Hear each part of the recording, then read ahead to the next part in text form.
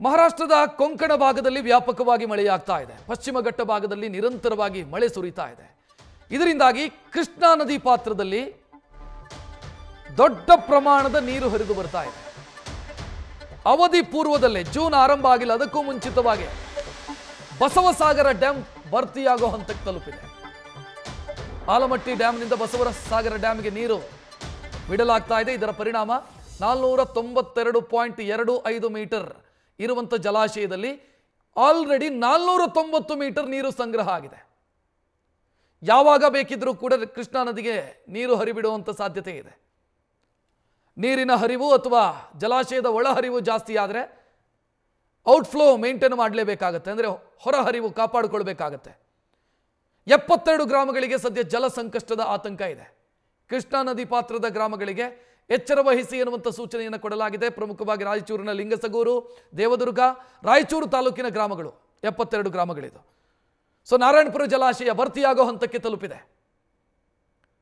ಅವಧಿಗೂ ಮುಂಚಿತವಾಗಿ ಸಾಮಾನ್ಯವಾಗಿ ಜುಲೈ ತಿಂಗಳು ಅಥವಾ ಆಗಸ್ಟ್ ಮೊದಲ ವಾರ ಜಲಾಶಯಗಳು ಭರ್ತಿಯಾಗ್ತಾ ಇತ್ತು.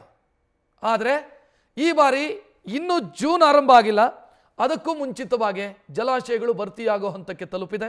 ನಾರಾಯಣಪುರ ಡ್ಯಾಮು 492 ಮೀಟರ್ ಎತ್ತರ, ಸದ್ಯ 490 ಮೀಟರ್ ನೀರಿದೆ. ದೊಡ್ಡ ಪ್ರಮಾಣದಲ್ಲಿ ನೀರು ಹರಿದು ಬರ್ತಾ ಇದೆ. ಆ ಕಾರಣಕ್ಕಾಗಿ ಹೊರಹರಿವಿನ ಪ್ರಮಾಣವನ್ನು ಕೂಡ ಜಾಸ್ತಿ ಮಾಡುವಂಥ ಸಾಧ್ಯತೆ ಇದೆ. ಹಾಗೊಂದು ವೇಳೆ ಹೊರಹರಿವಿನ ಪ್ರಮಾಣ ಜಾಸ್ತಿ ಆದರೆ ಬಹಳಷ್ಟು ಗ್ರಾಮಗಳಿಗೆ ಪ್ರವಾಹದ ಆತಂಕ ಎದುರಾಗುತ್ತೆ. ಇನ್ನು ರಾಯಚೂರು ತಾಲೂಕಿನ ಗುರ್ಜಾಪುರ ಬ್ಯಾರೇಜಿನಿಂದ ನಮ್ಮ ಪ್ರತಿನಿಧಿ ಶ್ರೀಕಾಂತ್ ಗ್ರೌಂಡ್ ರಿಪೋರ್ಟ್ ಕೊಟ್ಟಿದ್ದಾರೆ, ನೋಡೋಣ. ಪಶ್ಚಿಮ ಘಟ್ಟ ಹಾಗೂ ಕೃಷ್ಣಾ ಜಲಾನಯನ ಪ್ರದೇಶದಲ್ಲಿ ಏನು ಅತ್ಯಧಿಕ ಮಳೆ ಆಗ್ತಾ ಇದೆ, ಇದರ ಪರಿಣಾಮವಾಗಿ ಬಿಸಿಲೂರು ರಾಯಚೂರು ಜಿಲ್ಲೆಯಲ್ಲಿ ಪ್ರವಾಹದ ಪರಿಸ್ಥಿತಿ ಉದ್ಭವ ಆಗ್ತಾ ಇದೆ. ಯಾಕೆಂತಂದ್ರೆ ಸದ್ಯಕ್ಕೆ ಕೃಷ್ಣಾ ನದಿಗೇನು ನೀರು ಹರಿಬಿಡದಿದ್ರೂ ಸಹ ನಾರಾಯಣಪುರ ಜಲಾಶಯ ಬಹುತೇಕ ಭರ್ತಿ ಆಗ್ತಾ ಇದೆ. ಇದರ ಪರಿಣಾಮವಾಗಿ ರಾಯಚೂರು ಜಿಲ್ಲೆಯ ಕೃಷ್ಣಾ ನದಿ ಪಾತ್ರದಲ್ಲಿ ಬರುವಂತಹ 72 ಹಳ್ಳಿಗಳಿಗೂ ಸಹ ಜಲ ಸಂಕಷ್ಟ ಉಂಟಾಗ್ತದೆ. ಅದು ಒಂದೆರಡು ರೀತಿಯಲ್ಲ, ಸಾಕಷ್ಟು ರೀತಿಯಲ್ಲಿ ಜಲ ಸಂಕಷ್ಟವನ್ನು ನಾನು ನಿಮಗೆ ತೋರಿಸ್ತಾ ಹೋಗ್ತೇನೆ.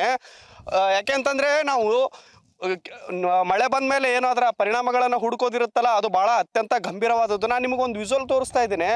ಬೃಹತ್ ಆಕಾರದ ಒಂದು ಮೊಸಳೆ ಬೇಟೆಗಾಗಿ ಶಿಕಾರಿ ನಡೆಸ್ತಾ ಇದೆ ನೀರಲ್ಲಿ. ಆವಾಗಿಂದನೂ ಸಹ ನಮ್ಗೆ ಈವರೆಗೂ ಒಂದು 5-6 ಮೊಸಳೆಗಳು ಕಣ್ಣಿಗೆ ಬಿದ್ವು. ನಾವಿವಾಗ ಲೈವ್ ವಿಜುವಲ್ಸಲ್ಲಿ ನ್ಯೂಸ್ ಫಸ್ಟ್ ಕ್ಯಾಮ್ರಾ ವಿಜುವಲ್ಸಲ್ಲಿನೂ ಸಹ ನಾವು ನಿಮಗೆ ತೋರಿಸ್ತಾ ಇದ್ದೀವಿ. ದೊಡ್ಡ ದೊಡ್ಡ ಬೃಹತ್ ಆಕಾರದ ಮೊಸಳೆಗಳು ಇಲ್ಲಿ ನಮಗೆ ಕಣ್ ಸಿಗ್ತಾ ಇದ್ದಾವೆ. ಪ್ರಮುಖವಾಗಿ ಕೃಷ್ಣಾ ನದಿ ಪಾತ್ರದಲ್ಲಿ ಬರುವಂತಹ 72 ಗ್ರಾಮಗಳು, ಅದರಲ್ಲೂ ರಾಯಚೂರು ಆಗಿರ್ಬೋದು, ಲಿಂಗಸಗೂರು ಆಗಿರ್ಬೋದು, ಹಾಗೇನೆ ದೇವದುರ್ಗ, ಈ 3 ತಾಲೂಕಿನ 72 ಗ್ರಾಮಗಳಿಗೂ ಸಹ ಜಲ ಸಂಕಷ್ಟ ಉಂಟಾಗ್ತದೆ.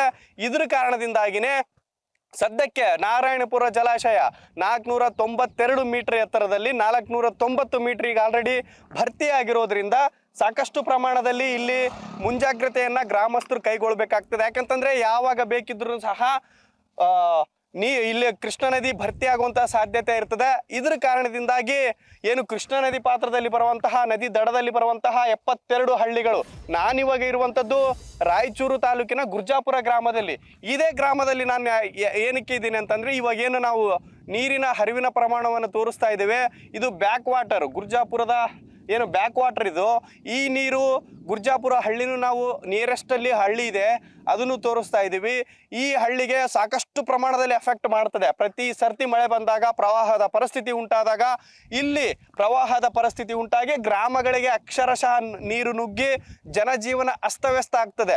ಇಂತಹ ಒಂದು ಅಧೋಗತಿ ತಲುಪುವಂತಹ ಒಂದು ಪರಿಸ್ಥಿತಿ ಇರ್ತದೆ. ಆದ ಕಾರಣದಿಂದಾಗಿ ನಾವು ಇನ್ನೊಂದು ವಿಜುವಲ್ಸನ್ನು ಸಹ ತೋರಿಸ್ತಾ ಇದ್ದೇವೆ.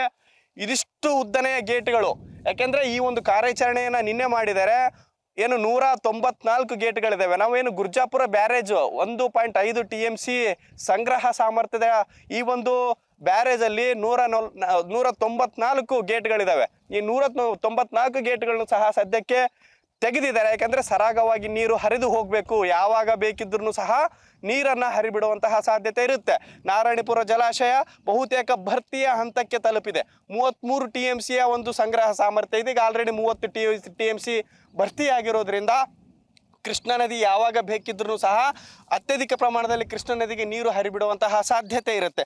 ಹಾಗಾಗಿ ಕೃಷ್ಣಾ ನದಿ ಪಾತ್ರದಲ್ಲಿ ಬರುವಂತಹ 72 ಗ್ರಾಮಗಳನ್ನು ಸಹ ಅಲರ್ಟ್ ಆಗಿರಬೇಕು ಅನ್ನೋಂತಹ ಒಂದು ಸಂದೇಶವನ್ನು ಸದ್ಯಕ್ಕೆ ಜಿಲ್ಲಾಡಳಿತ ಹಾಗೇನೆ ಕಂಪ್ಲೀಟ್ ಆಗಿ ಇಲ್ಲಿರುವಂತಹ ಗ್ರಾಮ ಪಂಚಾಯಿತಿಯ ಮಟ್ಟದಿಂದನೂ ಸಹ ಸಾಕಷ್ಟು ಪ್ರಮಾಣದಲ್ಲಿ ಅವೇರ್ನೆಸ್ ಈಗ ಆಲ್ರೆಡಿ ಮಾಡ್ತಾ ಇದ್ದಾರೆ.